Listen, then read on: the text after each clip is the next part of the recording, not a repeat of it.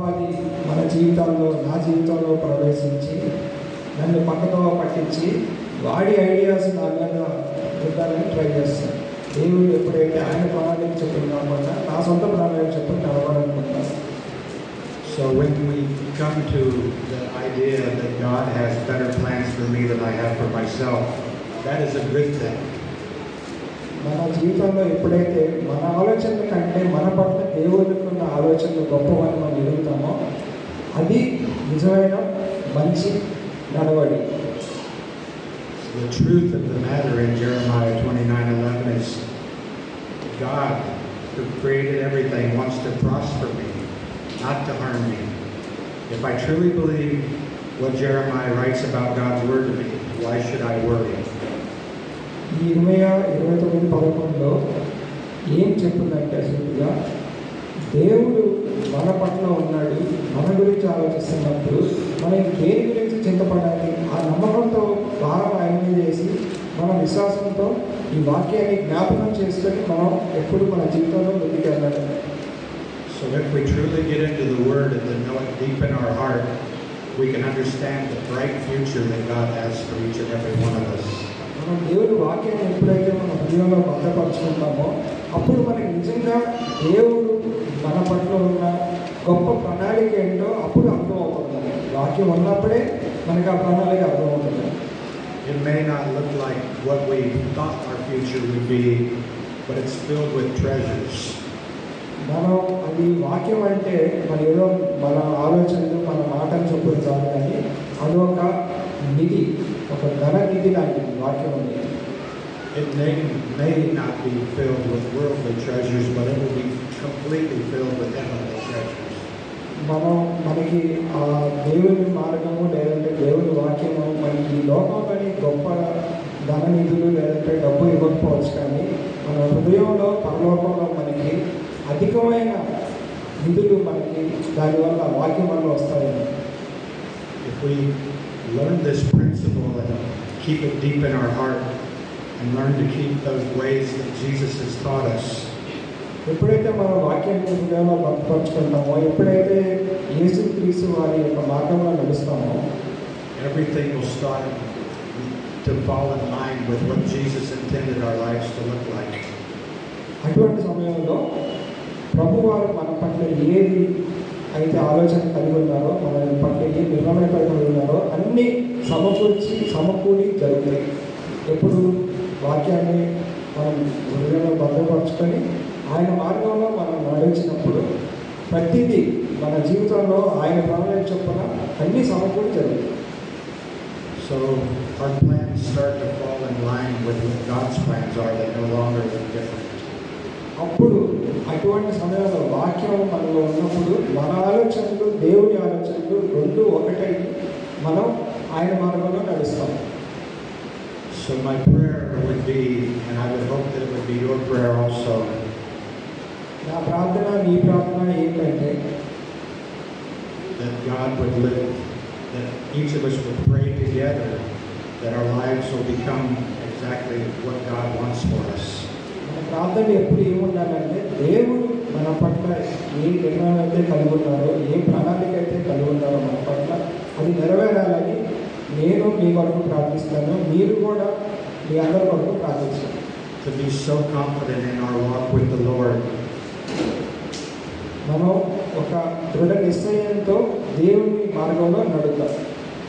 to know that we can live fearlessly walking through the doors and the paths that He has opened for us. మన already మన జీవితంలో ఆయన మనకి ఎన్నో సమస్యలు ఉన్న మన ముందుకు తీసుకొచ్చారు. మనం అదే ధైర్యంతో ఇంకా ముందుకి మన అడుగులు వేయాలి. We completely surrender to God's will. మనం ఎప్పుడైతే దేవుని చిత్తానికి కంప్లీట్గా మనం లోబడతామో He will use us with a joy that helps build His kingdom. మనల్ని ఆయన అత్యధిక ఆనందంతో సంతోషంతో మనల్ని ఆయన రాజ్యం నిర్మించడానికి కోసం మనం వాడుకుంటాం. I can tell you of my own testimony that it never gets any better than being used by God. నా యొక్క సాక్ష్యం ఏంటంటే నాకు నా జీవితంలో జరిగిన అద్భుత కార్యం ఏంటంటే ఆయన నన్ను వాడుకోవడం. వేరే ఏ విషయంలో నాకు అంత సంతోషం కానీ ఆయన చేత వాడబడటం నాకు అన్నిటికైనా గొప్ప ఘనత.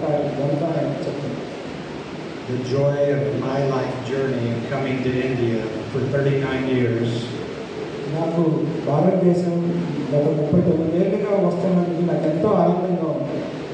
is seeing such beautiful people ఇంత అందమైన ఇక్కడ భారతీయుల్ని చూస్తున్నాను నేను.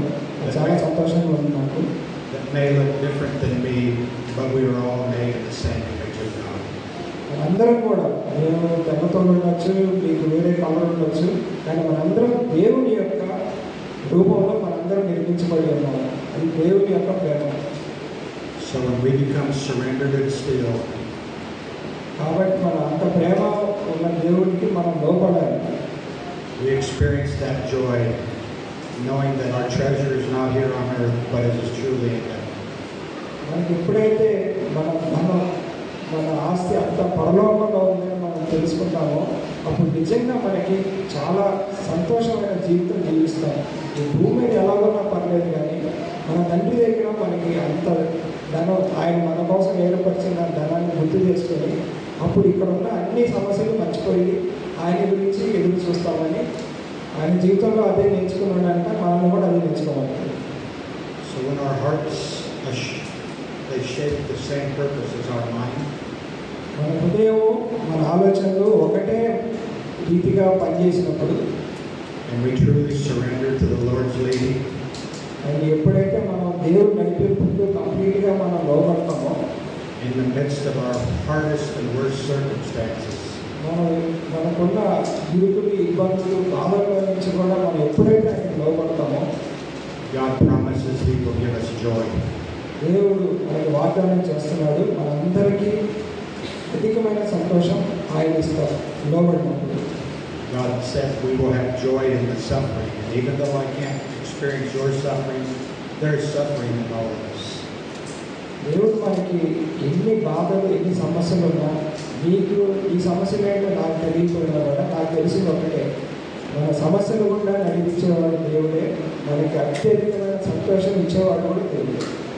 So even though we do go through periods of suffering, it's a refining fire that brings God even more glory. మన జీవితంలో మనకి ఇబ్బందులు, సమస్యలు వచ్చినప్పుడు కూడా అది మనం ఎలా చూడాలంటే దేవుడు మనల్ని ఆ ఇబ్బంది తొలగి ద్వారా మనల్ని పరిశుద్ధపరుస్తున్నాడు. అది సత్యం కూడా. కాబట్టి మనం మన సమస్యని అలా చూసి ఆయన దగ్గర అయ్యే ప్రయత్నం చేయాలి. God's prayer for all of us is that none should perish, but all should know Jesus Christ as their Savior. మనం ఇక్కడ ఈ బాధల్లో కొట్టుకొని పోకుండా మనకి రక్షకుడు ఉన్నారు అని మనం గుర్తించి ఆయన వైపు చూడాలి.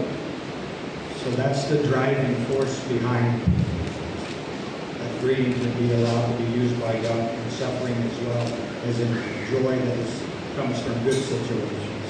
నాకు ఎన్ని సమస్యలు ఉన్నా, ఎన్ని ఆరోగ్య సమస్యలు ఉన్నా, ఈ గత 39 సంవత్సరాల్లో నన్ను నడిపిన ఆ యొక్క మోటివేషన్, అంటే నన్ను దేవుడి మార్గంలో ఎప్పుడైతే ఆయన వెళ్ళమని చోటుకి వెళ్ళానో, ఎవరికి సేవ చేయమని చోటు చేశానో, ఆ వచ్చిన ఆనందం నన్ను ఈ 39 సంవత్సరాలు నడిపించింది.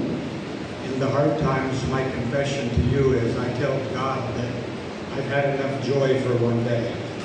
ఒక్కోసారి నాకు ఇబ్బందుల్లో ఉన్నప్పుడు నేను దేవుడికి, అంటే మీ అందరి ముందు నేను ఒప్పుకుంటున్నాను, దేవుడి దగ్గరికి వెళ్ళి నేను చాలా ఎక్కువగా ఈరోజు సంతోషపడ్డాను, అందుకే నాకు ఈ కష్టం పంపించాను, నాకు తెలిసిలే అని అంటారు. But He reminds me that the gospel is worth it. ఆయన ఆ సందర్భంలో ఆయన సువార్త దీనికి సరైనది, కాబట్టి నువ్వు ఎంత కష్టపడినా కూడా సువార్త కోసం నువ్వు చేయడం వల్ల నీకు సంతోషం వస్తుంది, నువ్వు నాకు సంతోషం కలిగిస్తుంది, ఇది worth it. So He reminds me of one of the commandments. The greatest commandment is to love God, and He goes on to say that the second is to love people. నాకు అటువంటి సమయంలో ఆయన గుర్తు చేసేది అంటే మొదటి ఆజ్ఞ ఏంటి? ఈ దేవుడిని నేను తప్ప వేరొక దేవుడు నీకు ఉండకూడదు. రెండవది నీకు పొందుకోవాలి. దేవుడు నాకు ఈ 2 ఆజ్ఞలు గుర్తు చేస్తాను. నేను ఎప్పుడైతే దేవుడి దగ్గర కంప్లైంట్ చేస్తానో ఆయన నాకు 2 ఆజ్ఞలు గుర్తు చేస్తాడు. So if we love God and we love people, then we should be singing from the rooftops about the praises of Christ. మనం ఎప్పుడైతే దేవుడిని ప్రేమిస్తామో, మన తోటి సహోదరుని ప్రేమిస్తామో, మనకి దేవుడు ఇచ్చిన ఆనందంతో మనం మన యొక్క రూఫ్ టాప్స్ అంటే మన ఇళ్ళ కప్పులపై నుంచి కూడా మనం ఆయనకి ఘనత మహిమ స్తోత్రం చెల్లిస్తాం. Because God's desire is to use us as His instruments to draw all people to Himself. దేవుని యొక్క చిత్తం ఏంటంటే మన జీవితంలో మనల్ని మన పనిముట్టుగా మనల్ని వాడుకొని ప్రపంచంలో ఉన్న అందరినీ ఆయన వైపు రక్షణలోకి తీసుకురావాలనేది ఆయన చిత్తం అయింది. So if our focus is on truly serving God in whatever capacity we have, మన జీవితంలో మనం చేయాల్సిందంటే మనం ఏ స్థితిలో ఉన్నామో ఆ స్థితి నుంచే మనం నిజంగా దేవునికి ఆయన చిత్తం చొప్పున మనం సేవ చేయాలి. we can't remain silent. We have to be, even through our actions and our words and our deeds, telling everyone about the greatness and the goodness of Christ. మనం నోటి మాటలతో చెప్పకపోయినా మన క్రియల ద్వారా, మన జీవితం ద్వారా మనం దేవుడిని ఇతరులకు పరిచయం చేస్తాము. మన సైలెంట్గా సువార్త చెప్తాము. For me, that is my prayer for each and every one of you. As I've experienced it in my own life, it is truly a joy, even when times are hard. మీ అందరికీ నా ప్రార్థన ఏంటంటే, నేను ఇంత కష్టంలో కూడా దేవుని యొక్క ఆనందాన్ని, సంతోషాన్ని పంచుకున్నట్టు మీరందరూ కూడా అదే ఆనందంతో, సంతోషంతో ఉండాలని నా ప్రార్థన. In my life, it has become still hard, but much easier because I have surrendered everything to Him. నా జీవితంలో నాకు ఎన్ని కష్టాలు ఉన్నా కూడా నాకు అది ఎందుకు ఈజీగా అనిపిస్తుందంటే, నేను నా తలంపులు, నా ఆలోచన కాదు, మొత్తం ఆయనని విధేయుడిని, ఆయన వదిలేసి ఆయన మీద భారం మోసి జీవిస్తున్నాను. If I go in my own power, I have many enemies. నేను నా సొంత శక్తితోటి వెళ్ళానంటే నాకు ఎంతోమంది శత్రువులు అవుతారు. But when God is with us, He overcomes everything.